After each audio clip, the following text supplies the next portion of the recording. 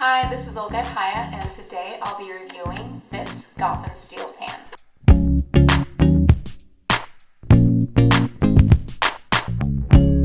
Gotham steel is marketed as the newest non-stick cookware that's made with ceramic and titanium. It is said to have a non-stick and non-scratch technology, which makes cooking with this pan just like cooking on air.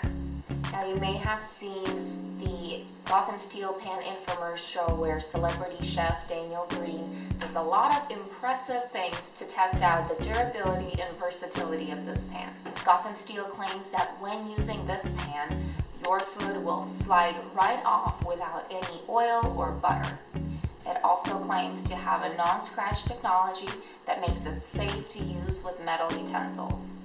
The Gotham steel pan is also dishwasher and oven safe up to 500 degrees. And finally, there will be no more scratching and scraping. This 9.5-inch pan can be purchased directly from Gotham Steel's website for $19.99 plus a $6.95 processing and handling fee. The better alternative might be to purchase this directly from Amazon for a total cost of $24.95 including shipping. Currently on the HighYa website, this pan has an average 2.2 star rating based on 36 customer reviews. Of the 36 reviews, 21 gave it just a 1-star rating. A lot of the HighYa users complained of very slow shipping, with the product being out of stock after the order was placed, and some people waiting over 8 weeks to receive their product.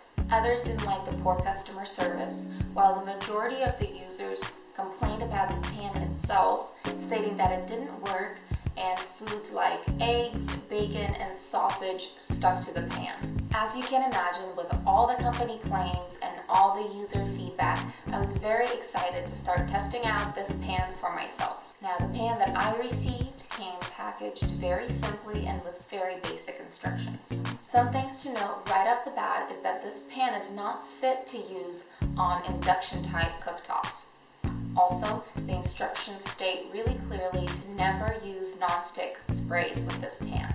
This Gotham steel pan has a steel handle and it feels relatively light. It does claim to be PTFE, PFOA, and PFOS free. PTFE is the Teflon coating that was recently found to cause certain health issues. Now, I'm certainly not a scholar on cookware coating, so for more detail and information on that, be sure to check out the Gotham steel pan review on HighYa.com. To start, I decided to try a basic egg sunny side up. I made sure to use no oil, butter, or grease of any kind. And as you can see, initially everything looked pretty normal. After about a minute or so, I was able to lift one side of the egg fairly easily. However, when I tried to loosen the rest of the egg from the pan, I didn't quite have a similar result. You can definitely say the egg stuck. Now, I decided to let the egg cook a little longer until it's done, thinking that it should be easier to move it around the pan once it was fully cooked. Unfortunately, that wasn't quite the case. It was very much stuck and needed a lot of help to loosen it from the pan until it was finally loose. Clearly, my experience frying a simple egg was very different from what you might see in the infomercial, where the egg slides effortlessly off the pan and directly into the plate.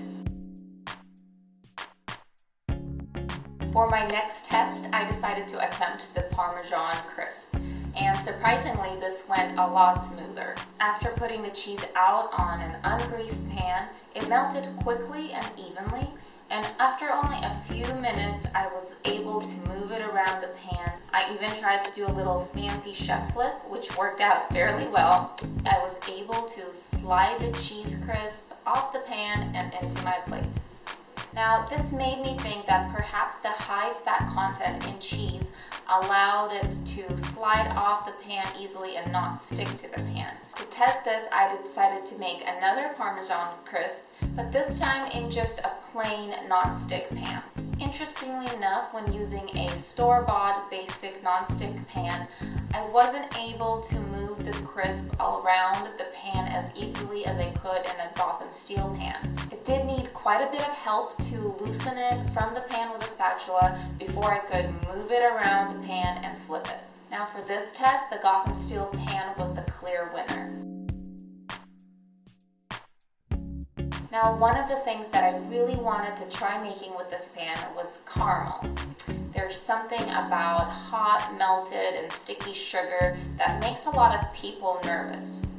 I am no professional chef, so I actually had to look up a recipe for caramel. But after adding sugar and water to the pan, I let it melt and simmer until caramelized. The whole process took about 10 to 15 minutes. This particular recipe called for heavy cream, which made me a bit nervous right about now. As a side note, because this pan is really shallow, I definitely don't recommend it for making caramel or any hot, sticky liquid for that matter.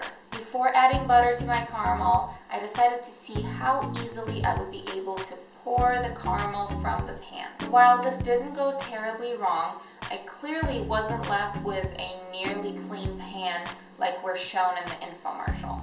And while it didn't burn or really stick to the bottom of the pan, I would definitely need to do some scratching and scrubbing either with a spatula or with a sponge to remove it.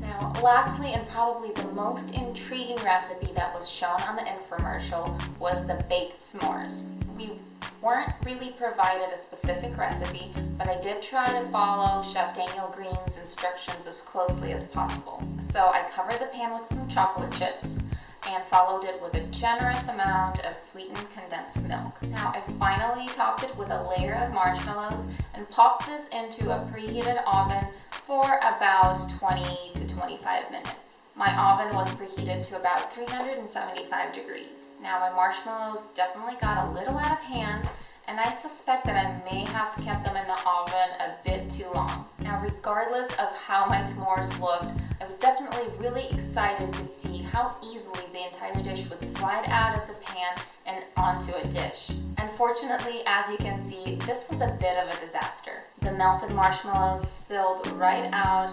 However, the chocolate chips and the condensed milk didn't really follow. The chocolate was definitely stuck to the pan and required quite a bit of scraping to remove. I did have to soak the pan in water for some time to allow for an easier cleanup. Now, throughout my use of this pan, which spanned about a week, I tried to use a metal spatula as much as I could. But I also couldn't end this review without trying to whisk some eggs with a metal electric mixer. Now this is what the pan looked like before I used the electric mixer on it. As you can see, I cracked open one egg and mixed the egg with the mixer for a few minutes. I made sure to apply more pressure than I normally would when using a mixer. And after washing and drying the pan, I couldn't find any scratches on the surface. Now while the metal utensils that I used in the pan didn't seem to leave any scratches or mark, I'm not confident in saying that this will continue to be the case the longer that you use metal utensils with this pan. I don't think that using metal utensils and an electric mixer is the best way to care for any nonstick pan. So this is a claim that would definitely need to be tested over and over again to see just how long this pan could hold up to all that pressure. As for the cleanup, the Gotham steel pan is generally fairly easy to clean.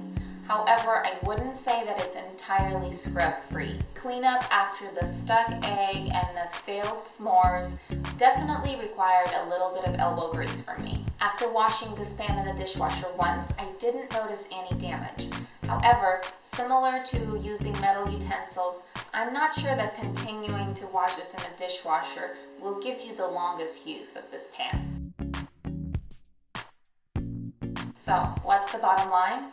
For me, this pan in reality is not quite what it seems to be on TV. Of the 5 major claims that this company makes, this pan seemed to comfortably meet around 3 of them, in that it didn't seem to leave any scratches when used with a metal utensil, at least in the test that I performed. Also, it held up really well after 1 dishwasher cycle. It wasn't damaged with oven use, although I didn't test it with the oven preheated at 500 degrees, the maximum allowed for this pan. Unfortunately, the biggest and most provocative claims about this pan proved to be a major disappointment in my experiments. The Gotham steel pan didn't perform very well without butter, oil, or at least some kind of grease.